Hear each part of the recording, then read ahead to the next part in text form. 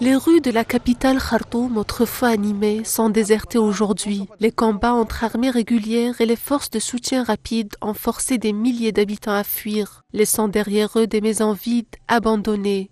Mais pour certains, ces ruines sont devenues un refuge, une chance, une bouée de sauvetage. Au cœur du chaos, une poignée de forgerons tente de résister, de reconstruire, de protéger ce qui peut encore l'être. Parce qu'à Khartoum, même les murs abandonnés peuvent être un espoir auquel la population s'accroche.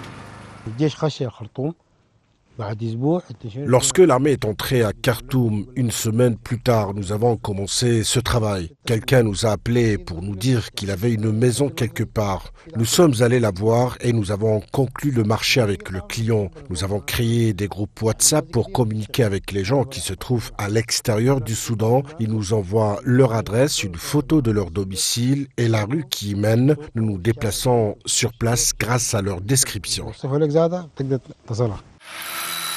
Parmi les décombres de la guerre, le bruit du métal résonne. Sans atelier, sans matériel, ces forgerons investissent dans des maisons abandonnées, à l'image de cet ancien chauffeur de taxi classique qui travaille aujourd'hui avec Ibrahim, un partenariat né dans l'urgence.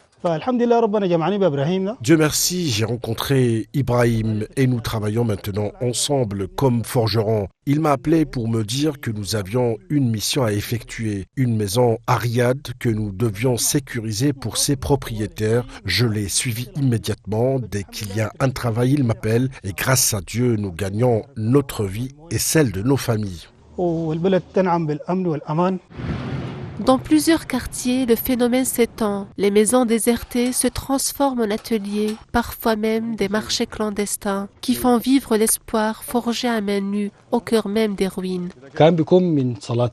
Depuis la prière d'Al-Isha, on entendait des bruits de marteaux et des objets qui se cassaient. On ne pouvait pas demander qui faisait ça ni pourquoi. Il y avait 13 hommes armés avec un gros camion. Ils allaient d'une maison à l'autre, pillant. À 3 ou 4 heures du matin, ils laissaient un panneau indiquant leur arrêt, indiquant demain on commence d'ici. Ainsi, les gens savaient que leur tour d'être pillés était le lendemain. Certains pensaient que puisque ces hommes armés viendraient chez eux le lendemain, ils devaient déplacer leurs affaires et les placer dans les maisons déjà pillées la veille.